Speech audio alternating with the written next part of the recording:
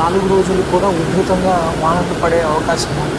ఏదైనా రోడ్డు మీద మీకు వాటర్ వేగంగా ప్రవహిస్తూ కనిపిస్తున్నప్పుడు దాన్ని దాటే సాహసం చేయొద్దు. రాత్రి వేళ మీరు ప్రయాణం చేస్తున్నప్పుడు కూడా ఏదైనా వాటర్ ఫ్లో వేగంగా ఉన్నప్పుడు ఆ చుట్టుపక్కల మీరు చెక్ చేసుకొని ముందుకు వెళ్ళండి. తెలియకుండా వేగంగా వెళ్ళి మీరు ఆ బ్రిడ్జ్ లోనూ లేకపోతే కాజ్వేలోనూ పక్కన పడే ప్రమాదం ఉంది.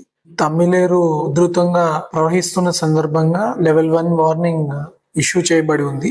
దీనివల్ల మన ఏలూరు 3 టౌన్ లిమిట్స్ లో శనివారపేట కాజ్వే నిన్న అర్ధరాత్రి నుంచి మూసివేయబడింది. బ్యారికేడ్స్ పెట్టడం జరిగింది. టిటిడి దగ్గర ఉన్న బ్రిడ్జ్ లో కూడా సెప్టెంబర్ 2వ తేదీ నుంచి అది కూడా మూసివేయబడింది.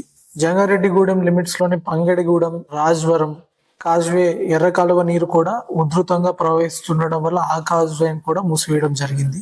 చింతల్పూడి లిమిట్స్ లోని శివపురం, చెన్నంపేట మధ్య ఉన్న తమ్మిలేరు కాలువ బ్రిడ్జ్ నిన్న సాయంత్రం 4 గంటలకు మూసివేయబడింది.